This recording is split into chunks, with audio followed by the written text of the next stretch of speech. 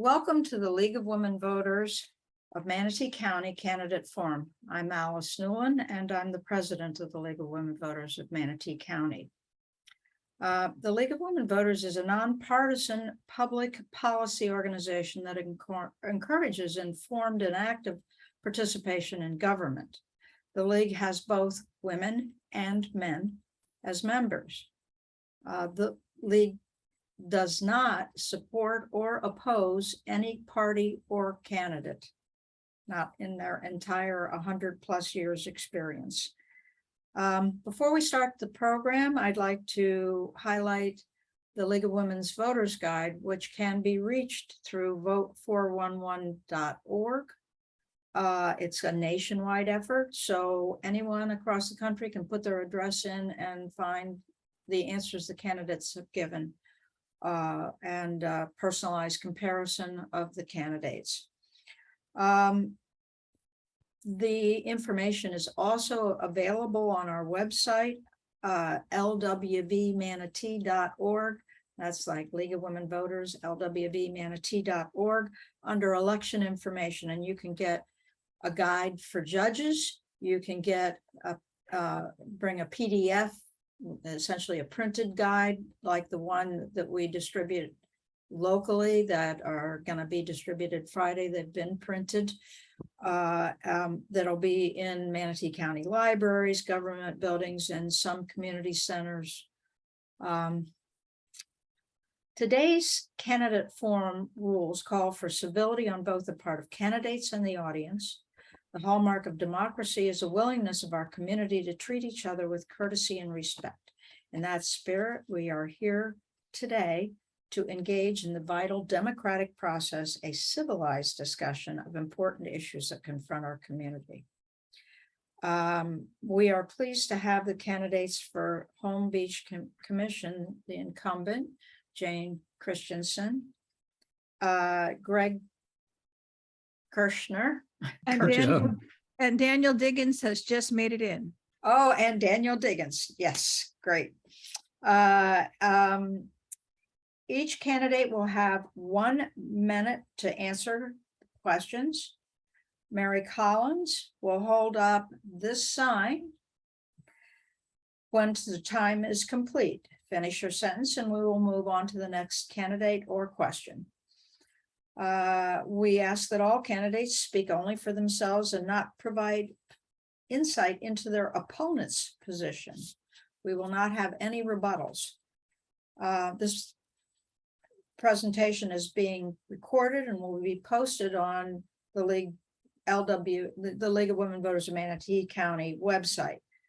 A reference can be made to it. You can tell people go link, you can add, here's the link, go look at it. But it is the property of the League of Women Voters and cannot be used without permission and must be shown in its entirety if it's shown outside. We will be taking questions for the questions of the candidates, so please put them in chat, and Cheryl Kaplan will be monitoring chat and present the questions to the candidates. Chat is only for questions for the candidates. Please, no comments or sidebar conversations. It is distracting to those who are attempting to listen to the candidates. So let's get started. Candidate Christenson, could you please give a quick summary of your background?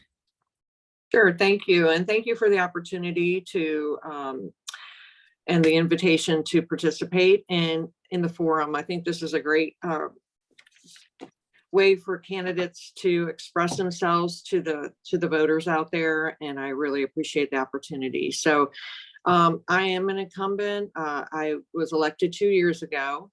I live in Holmes Beach and have been for over 17 years, where we've owned a family home for over 32 years. I'm a mother of a teen who went to school at Anna Maria Elementary, and a wife of 25 years, and an employee of 26 years of the 4th largest pharmaceutical company in the US, where I'm an executive there. So with the background I have in business management, financial management, the interest I have in my community, is why I ran for election 2 years ago and running for re-election this time. The reason I ran too was that I saw a lot of changes coming to the island. Thank you. Okay, on to candidate Diggins.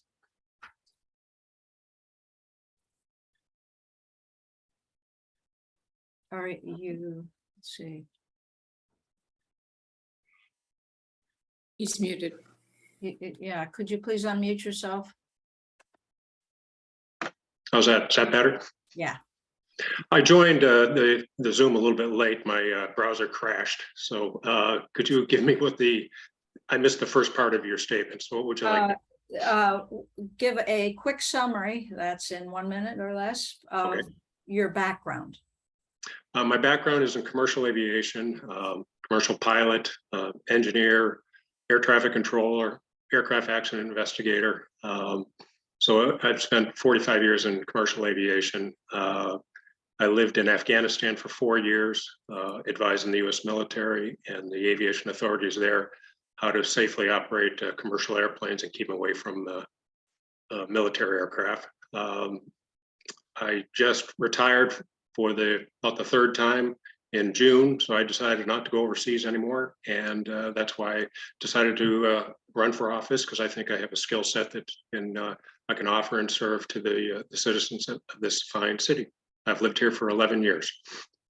Thank you. And candidate Kerchner. Yeah, hi, good morning, everyone, and a big shout out to the League of Women Voters. Thanks for doing this.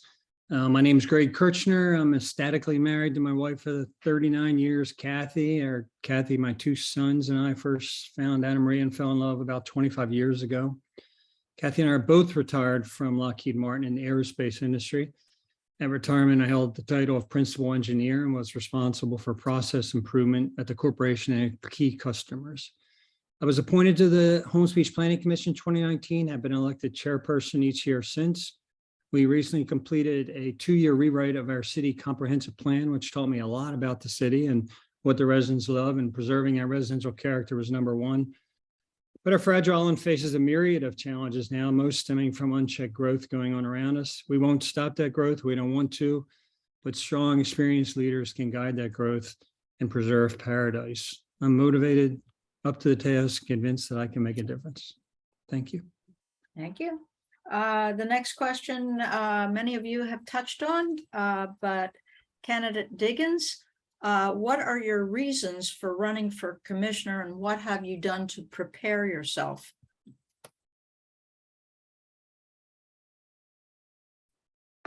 I've attended many meetings, the clean water meeting, the budget meetings. I've been attending each of the commission meetings since June. So I've read the comprehensive plan, and basically I've tried to educate myself to understand what the issues are that face the city. So if I do get elected, I can start right away in understanding the issues. What was the other question? I'm sorry. What's your reason for running for office? I just think I have a skill set that I can offer to the citizens here, and I'm good at team building. And I think our relationship with the county needs to improve, and I think I could help that improvement. And thank you. And candidate Kerchner. Myself, I think. Oh, I'm sorry. Go ahead. No, go ahead. You already went. It seems like we were going so fast. Sorry, I didn't mean to interrupt. It's all good. You're welcome to go, Jayne. I'm not in any hurry. No. Go ahead. I'm sorry. Seems like you just went. Sorry. All right, start the clock. Why am I running? So Holmes Beach, a great small town. And because it's great and because we are small, I think those of us who are able should help out where we can. And how can we do that? We can donate to a cause. We can show up for city meetings. We can help with parks beautification planning. Hopefully there's an opening there soon. Or other committees. We can run for public office. And I want to step up now from my role as planning chair, because I'm truly worried about the serious challenges facing Holmes Beach.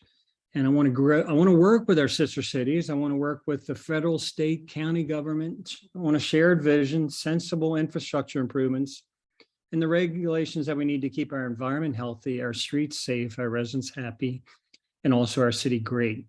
I want to help enact and see strictly enforce the ordinances which will make those things happen.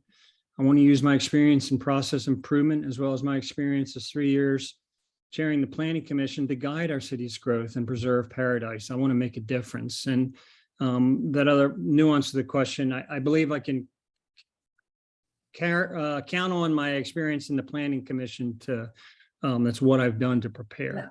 Thank you. Thank you. Thank you. And candidate Christenson. Yes, sorry about that. I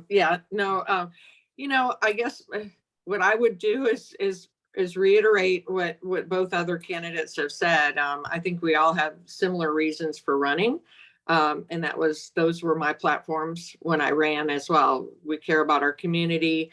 I want to get back to the community, and we see a lot of change going on in our Holmes Beach and on Anna Maria Island, and we want to be involved and I want to be involved in trying to direct that change.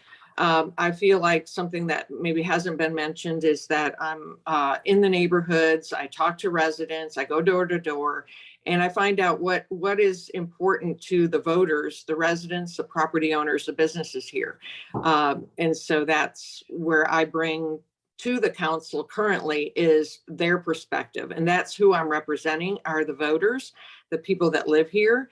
And I'm not voting for myself on issues on the council, but I'm voting for the way the residents want me to vote. So thank you. Okay, candidate Kerchner. Currently, the city commission by a 3-2 vote decided not to allow public comment on a virtual platform. Should the citizens who are away at the time or choose not to attend be heard and allowed to comment virtually? Candidate Kerchner.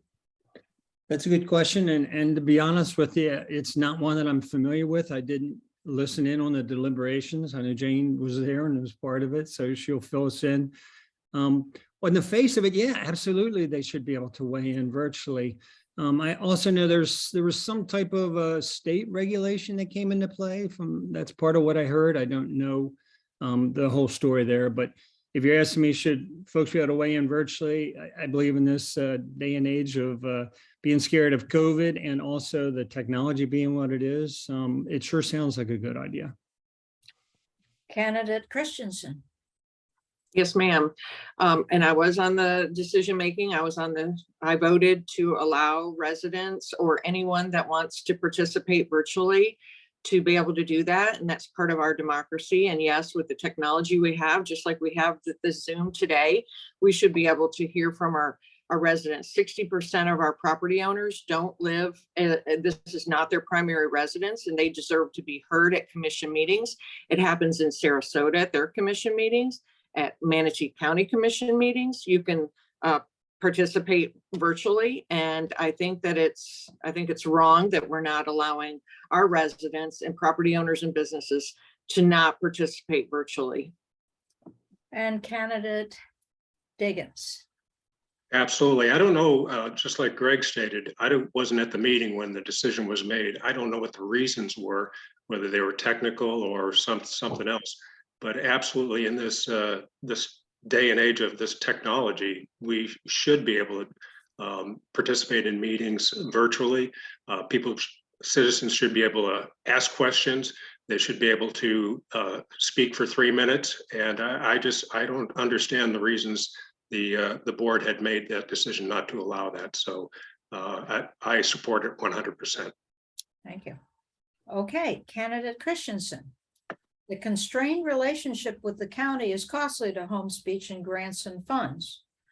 What is your assessment of the situation between Holmes Beach and Manatee County, and what do you think can be done about it? That's going to take a long answer, but I'll give you my short. I think that there is some work to be done. I think that our city has created a situation that with the county putting us at odds, we could certainly work better. And I've always been an advocate to work and support and collaborate and partner with our county. We need to work together. We don't have to always agree on things, but we can be civil. And I don't see civility right now, and I think we need to improve that. What I've done is meet with each of the county commissioners. I've met with all of them except for two, which don't have anything to really do with the island. So of the 5 that do, I've met with them individually. I've met with them here in Holmes Beach and showed them our issues. So I've tried to be proactive, and I think we have a lot of work to do that the commission can be better involved in, partnering with the county, because it is at the expense of the residents, unfortunately, that we're losing. Thank you. Candidate Diggins. Yes, that's the issue of the bad relationship, or the poor relationship, it seems to me, between the county and the city leaders. I don't know the reason for it. I've met with County Commission Chair Van Osterbridge twice to try to understand what the issues are. And he just, for some reason or other, there's a sense outside of the island that the island people are elite, somehow think they're elite or something. That's what he told me. And I says, no, most people are just, they made some good decisions in their life, and they bought property here, but we're not a bunch of rich people. We're just average people, just like or other people in the county. So I don't really know what happened. And I think if elected, I can improve that relationship quite a bit, because like Jayne, I think it's best to have a better relationship. The county needs the city, and the city needs the county. And I just think we have to recognize that. Thank you. And candidate Kerchner. By the way, I don't know if can you still see me okay? I got some issue going on. Oh, with mine. yes, we can see you. You're in glorious color, and you're perfectly visible. I lost all y'all, but if I push a button, I'm worried it'll go away. So I'm going to leave it. That's an absolute shame what's going on with our relationship with the county. My experience, my expertise, if you will, from Lockheed Martin and from process improvement is working with teams, working with the members of teams. You don't always need to like each other, but if you have a common goal, and I think the other candidates touch on this, what's going to be good for Holmes Beach is going to be what's good for the area. So if it's a shame that we're at odds with each other. I applaud Jayne and Dan for what they've done so far, working with trying to work with the county commissioners. My own plan was to get elected first before I knocked on doors. So they may have a different agenda, and they do have a different agenda. They have, the population of Holmes Beach is tiny compared to the rest of the county, but we do need to work together. We are part of the county. I believe we can work together. We can be successful. And I know the mayor says at some point it would be the other city's turn in the box. I don't know if that's true or not, but it would be nice if it happened. Thank you. Okay, candidate Diggins, what would you do to solve the parking issues at Holmes Beach?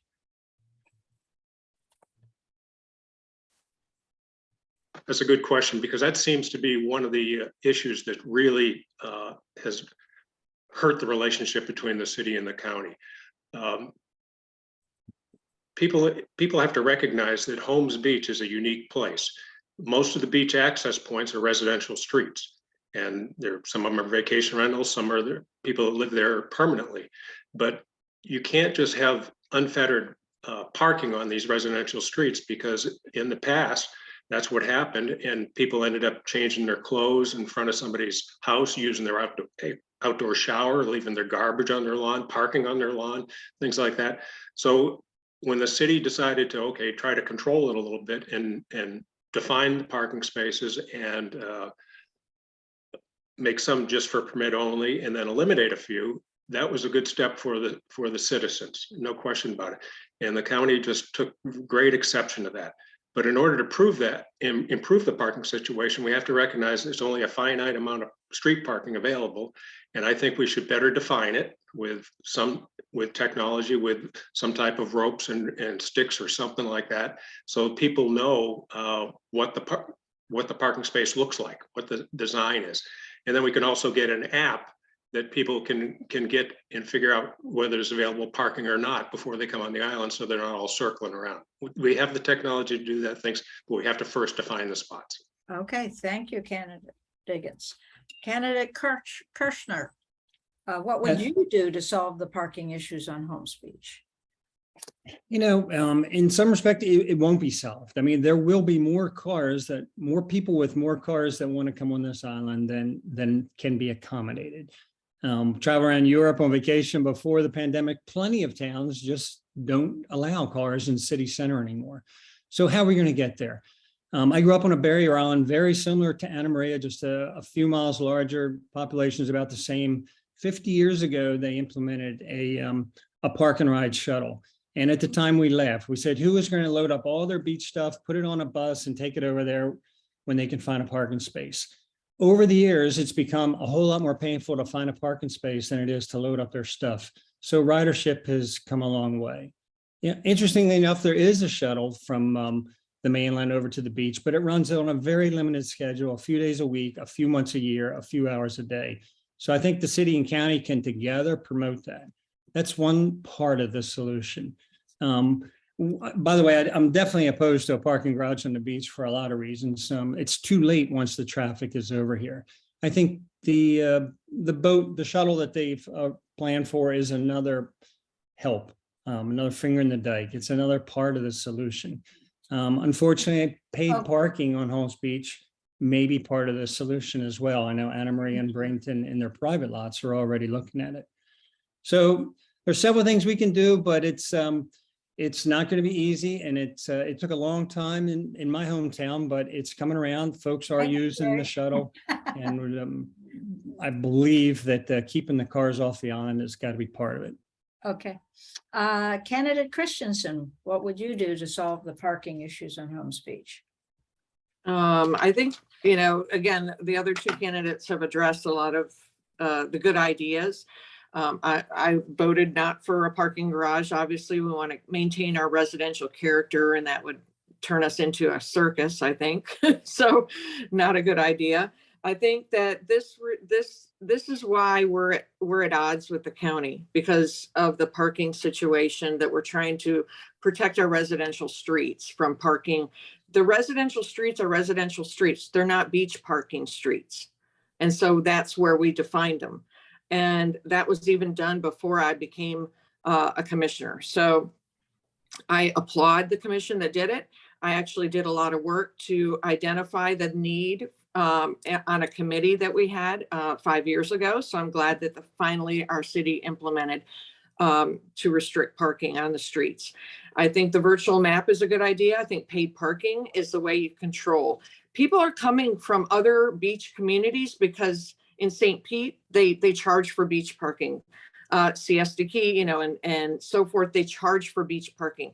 We're like the only free beach in the area. So people from other counties are coming here because it's free, and we're paying the price for that. So we need to stop giving it away and start charging. And I think we'll get people that really want to come to the beach then, instead of just, looking for a place to go. But there's a lot of work to be done there with the county, and that's part of our problem. Thank you. Okay, candidate Kerchner. With a $25 million budget, do you think Holmes Beach should be working towards a professional manager? Are there any other adjustments in taxes or budget that you would propose? I put two questions together there, so there's a lot to tackle on that. Go Can I ahead. get 2 minutes? No, I'm kidding. As far as city manager goes, there may come a time where a city manager makes sense, but to just say that we should go for a city manager right now, I don't agree with. For one thing, it's just the cost. If we have local candidates who are capable, willing, and able, and oh, by the way, will work for $28,000 a year, what makes us think that we're going to have a better job hiring somebody for $128,000 or $228,000? We're not a size that we can compete with the best of the folks that are out there wanting to be a city manager. I mean, our city's kind of small. So I'm not on board with the city manager just yet. There may come a time when residents say, you know what, I'm tired of this whole thing, and no one qualified wants to run for mayor, and we would have to look at a city manager then. That's about all I have to say about city manager. And then as far as the budget goes, that is a big budget, 25 million. And we have some very involved residents, and my hat's off to the Monsters. There's a shout out for you. They've done some research here. They put us in the realm of being some of the most expensive cities to live. I haven't looked at those statistics. I would like to do some more research on it. But if that's true, then yeah, we need to look at the budget. I know Jayne and the commission we have now looked at it pretty hard, and they really didn't find anything specific to take out. So I don't know of anything. I know the police, they get a knock on spending too much money, but you know what? We're not policing for the 3,000 residents. We're policing for the 30,000 visitors we get every day. That's kind of it. Thank you. Candidate Christensen. Yes, I think our budget is very high for a city of 3,500 homes and, 3,000 resident voters. What I believe is that we do need professional management in the form of somebody running the city. The reason I say this is because that person is educated on government issues. That person got a college degree in understanding how to work with other cities. See, we're in the situation we're in with the county at odds, and I think we could do better if we had professional management. The mayor should be a voting member of the commission, not a position running a city. So a professional manager brings a lot of value. They understand how to write grants. They understand how to network within other county governments and city governments. There's a lot of benefit we could get from this. And for a $25 million budget, and it goes up $3 million over the last 5 years, every year going up, up, up, up, up. That's where you need a city manager managing the budget. We have a great treasurer, not saying anything against that, but we do need professional management. Thank you. And candidate Diggins. I think it's a valid thing to have a city manager for a city this size with this budget. 6 years ago, the budget was 10 million. Now it's 25 million, like Jayne said.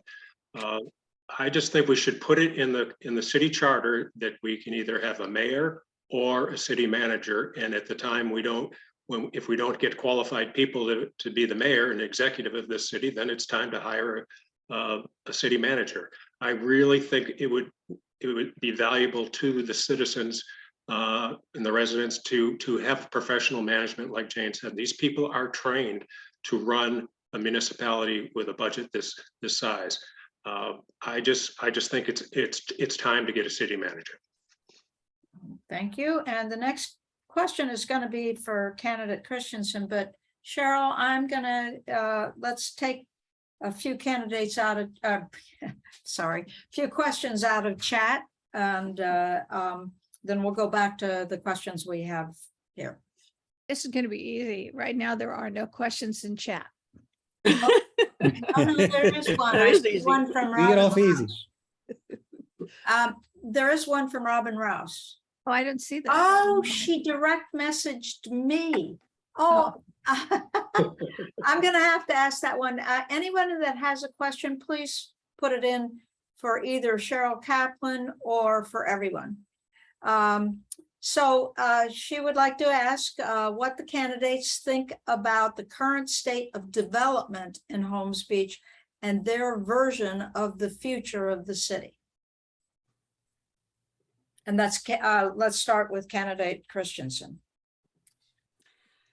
The development of Holmes Beach and where we see it going, I think we're pretty much 100% built out. I don't know of any empty lots. So unfortunately, it's very hard as a commission to control putting more restriction on building. People have property rights.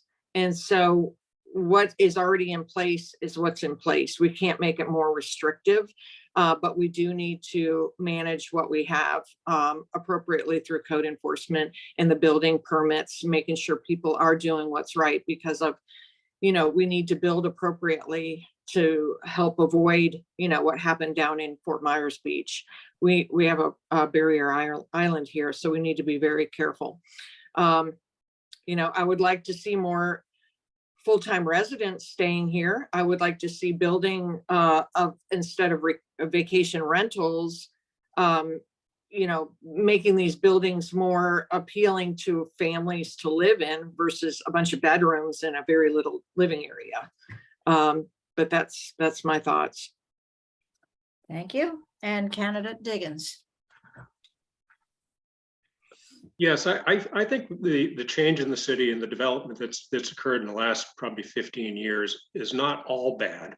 I think some of it was bad because it wasn't controlled, because they built some of these what we call mega houses, and they have 10 bedrooms, and like Jayne said, they're very, very, very huge buildings, and then they have to accommodate 8 or 10 cars, and that's not a good way to do it. But some of these buildings, some of these homes that have been built, these 3-story homes with the first floor is non-habitable because it's designed to flood. I think a lot of these buildings are very attractive buildings, and I think they look a lot better than some of these old bungalows that we have around the house or around the island in the city. And I think that's not necessarily a bad thing, because these ground level houses tend to flood. And if we had what happened down in my brother's house, my brother lost his roof and his house flooded, and he had a 1-story house down by Fort Myers. And if that happens here, then we got a mess. So I think the new building codes, and we did fine through the hurricanes because of the new building code since Hurricane Andrew. And I think that's a good thing. And I think there's a lot of pluses to, as long as we put some controls on the size of the houses. Thank you. And candidate Kerchner. So my campaign slogan, my platform maybe, is guiding growth and preserving paradise. And so the growth, the reason I chose that is because there is so much development going on. There's a lot of development happening because of day trippers and homes being built off island, but you asked specifically on island. The growth that we're seeing on island is exactly what Dan just talked about, the mini hotels. I know the mayor says that she's looking at the growth going forward and doesn't necessarily believe there's going to be as much because we are built out, if you will. But when they're tearing down a 2 or 3 bedroom cottage that maybe an old couple's stayed in for 20 years, or another family visits once a weekend a month, they tear that down. They build a 7 or 8 bedroom or 5 or 6 or a mini hotel anyhow that people rent out every week. Then that is growth. We're still seeing the growth because of that. And obviously there's Bert Harris. There's only so much we can do. But we need to make sure that where we can, the ordinances that we can create and enforce are in place, and they are strictly enforced, so we can keep our residential neighborhoods as residential as we can. Thank you. I'm not saying that we won't see growth. We will. We're not going to stop Thank it. you, We Greg. don't want to stop it. Thank you, Greg. Okay, the next question is for candidate Diggins. During Hurricane Ian, we had multiple official updates from state and county levels. Do you think professional communications from the local level should have been made also? This is candidate Diggins. Yeah, I'm not quite sure what happened, because I evacuated like most people did that Tuesday morning. But I think it goes back to the sideways relationship with us and the county. I'm not sure how the message got so confused that the chief of police asked to keep the water on a little bit longer for the first responders, and then the county said it was a different reason. I don't quite understand what is going on by some of these county folks, but I just think there's got to be a better way to communicate, and instead of just coming on the podium and talking to the public and bad mouthing a city. I just think what the county administrator did was wrong. Thank you. Candidate Kerchner. So the communication was lacking, but it was lacking for a reason. It's kind of tough to communicate when there's no power, no electricity, no cell phone towers. So I don't doubt that the city will look at what happened. I know they're already talking about within their own organization, a satellite radio system, but can we criticize them? Absolutely, we can. Can they do better? Absolutely, they can, and I believe they will. Dan touched on the TV, the talk that Dr. Holmes gave, and it was a shame. I tuned in the middle of it, and I thought the whole meeting was about the phone call from our chief, and it's unfortunate. That's just one more indicator of how fractured our relationship is with the county. Mhm. Thank you. And candidate Christensen. Yeah, I agree. One of the things that I think that we could do better on is through social media. We could do better. All we have in a city is our website, which is not very interactive, which we could put videos up on our website for the city, which should be done to allow people to know what's going on from the city perspective and what the communication is during evacuation times, especially. We could do a Facebook page. The police department has their own Facebook page, which is starting to be taken over with city business. And I think that should separate. The city should have their own Facebook page. Every other city has a Facebook page, and city managers get out there on that Facebook page and talk to people. And our residents, 60% of, again, our homeowners don't even live here. So we need to reach out and get better communication virtually. And I think that's the way moving forward. Thank you. And this next question is for candidate Kerchner. Traffic to the island is always a significant issue, as is a replacement bridge. What would you advocate for to help with traffic and an aging bridge? Again, I grew up, the resort town on the Barry Island I grew up, it sees 8 million visitors a year. Traffic is backed up, and this will blow people's minds, but traffic is backed up, not solid, but 100 miles away in the small towns that the beachgoers are driving through, they're faced with that traffic. So it is a huge issue, and we're not alone in it, and we're not going to solve it. All we can do is try and deal with it. The bridges that we have now, as I understand it, Cortez is going to get their bridge first. I understand that Manatee will get theirs next, and gosh willing, their bridges will be wide enough to accommodate a dedicated transit lane, because if we're ever going to have the transit buses that I'm talking about, it certainly wouldn't do any good to have the buses talk, or the buses sit in the same traffic that the cars are. So, we're working with the intermodal and whatnot. All that'll help, but the answer is try to keep as many cars out of the city as we can. Thank you. Candidate Christensen.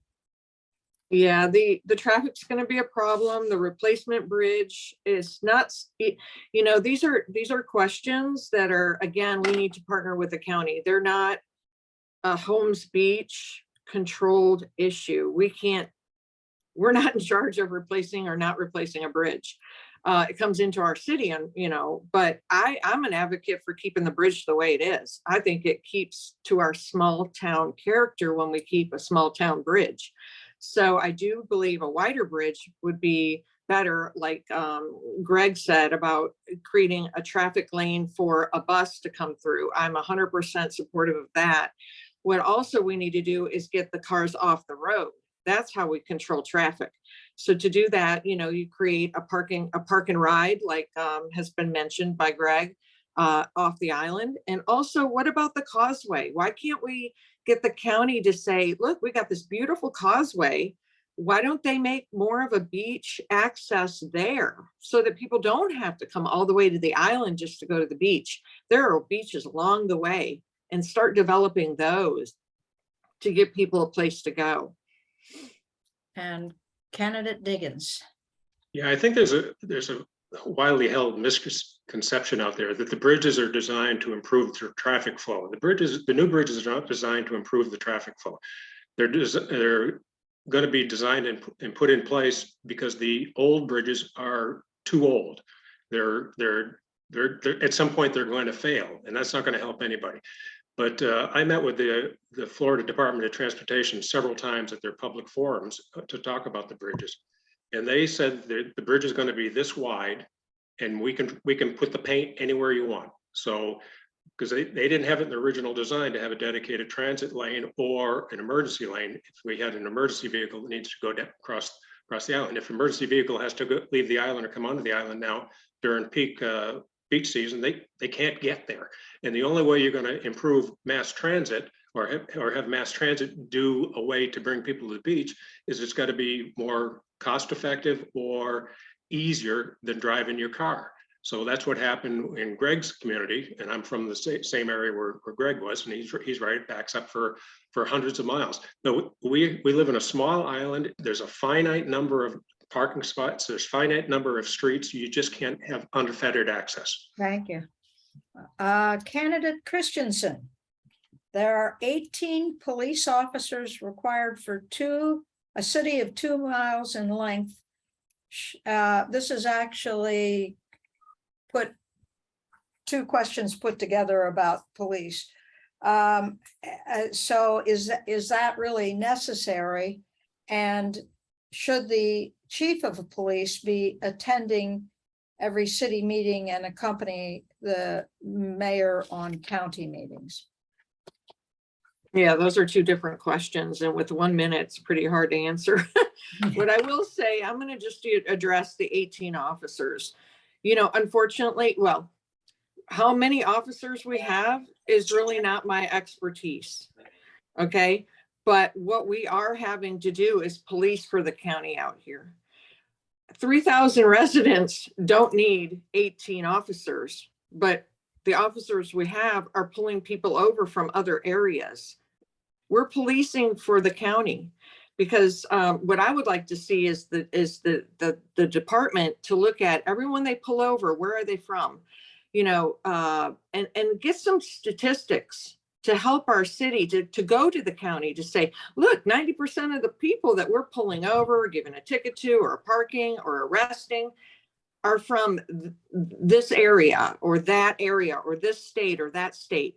We need additional funding to justify the number of officers it takes to patrol our streets. I would like to see our patrol officers get more in the neighborhoods though, and I will say that. And candidate Diggins.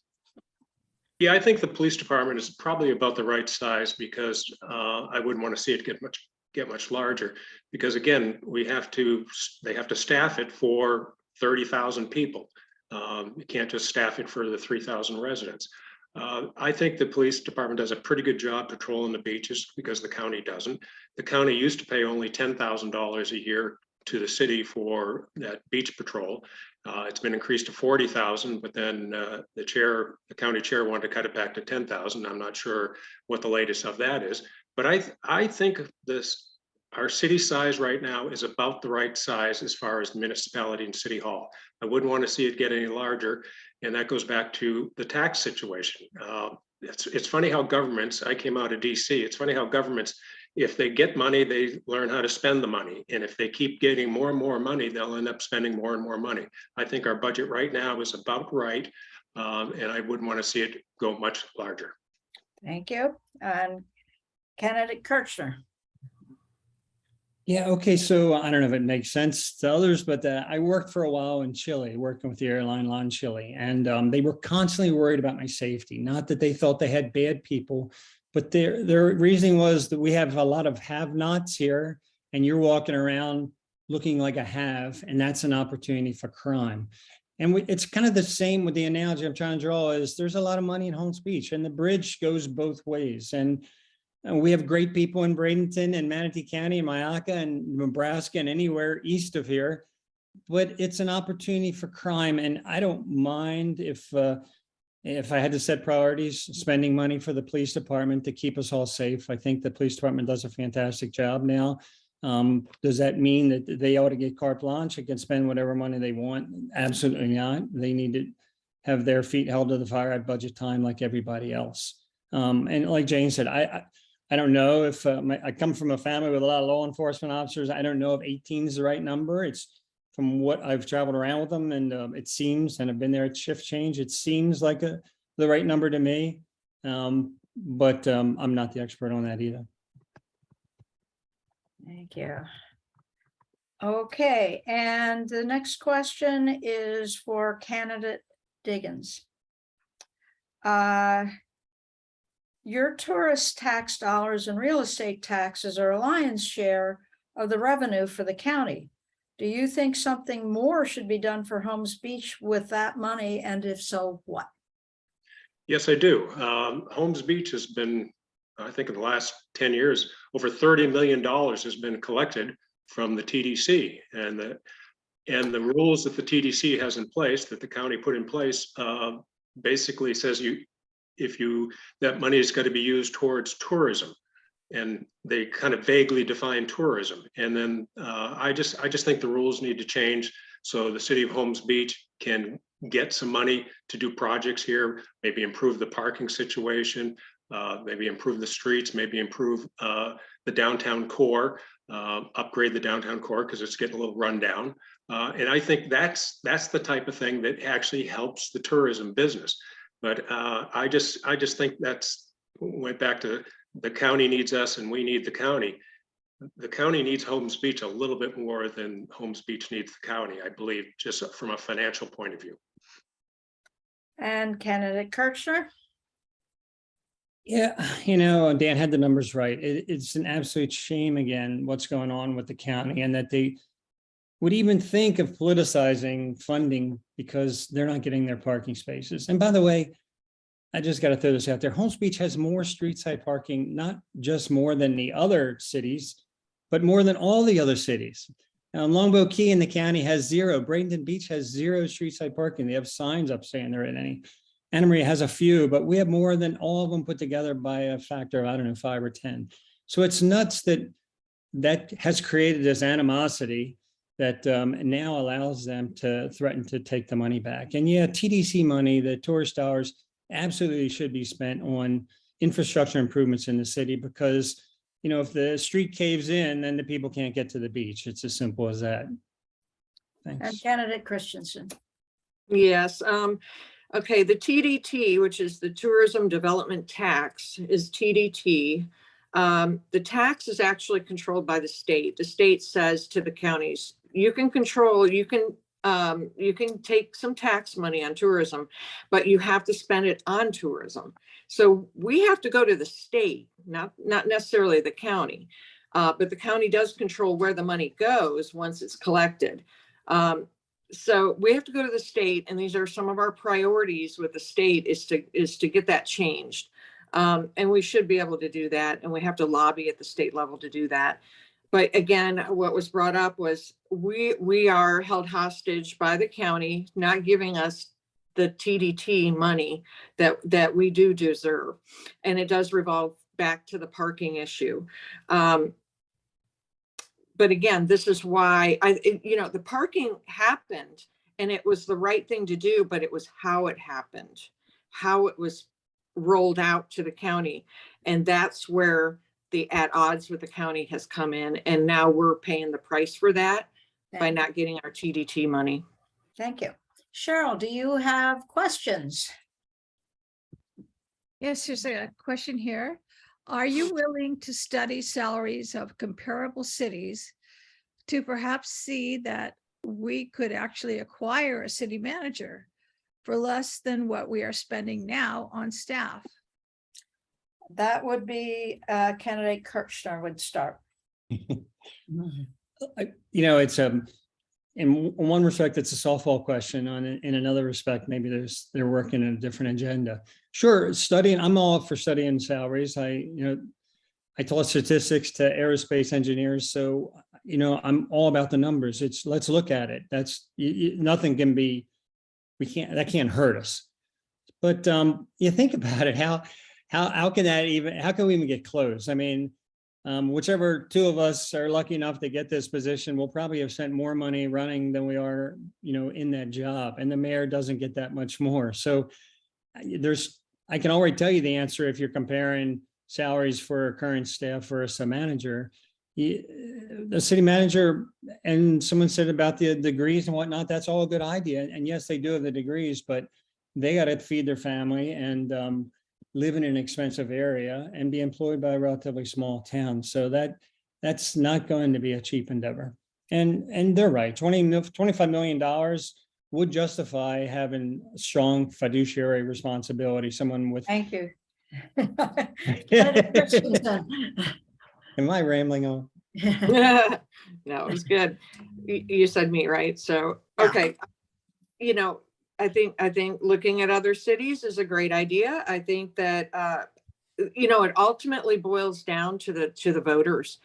To have a city manager, a professional manager, has to change in our charter, has to go to the voters. This should not even be a decision by city commissioners. We shouldn't decide if the voters can make the choice or not. Let the voters choose if we should be able to have, if we want a city manager. It's not up to the commission. We need to put it on the ballot to let the voters decide and put it to rest.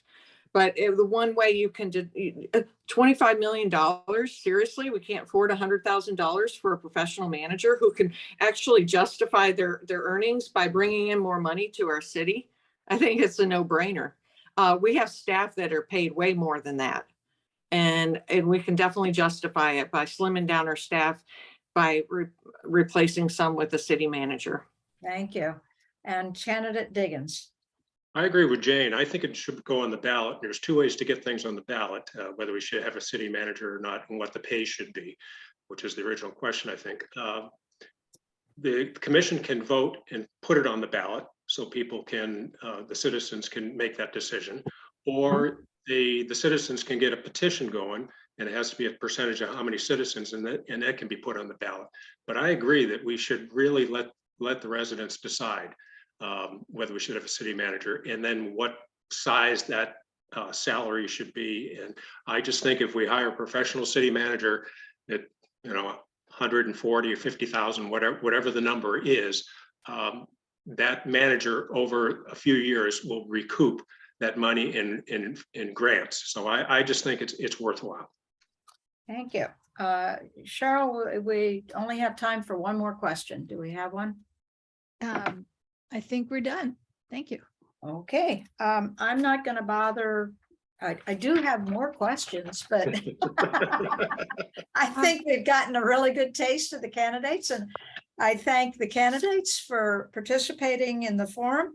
I also thank everybody that's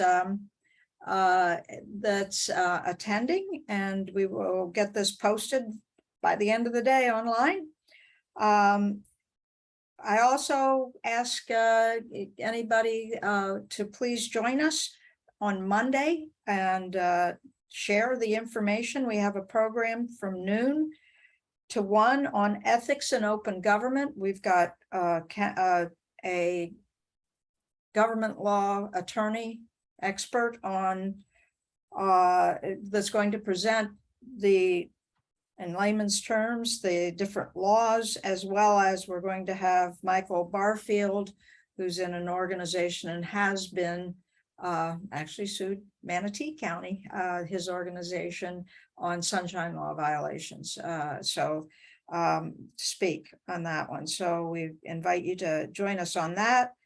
Also on October 19th in the Island Library, we are going to be doing a presentation on the constitutional amendments and local referendum that are on the ballot, as well as new voting requirements and the most common voting mistakes that invalidate your vote. So thank you. Oh. So thank you, everyone. I'm going to turn off my recording now.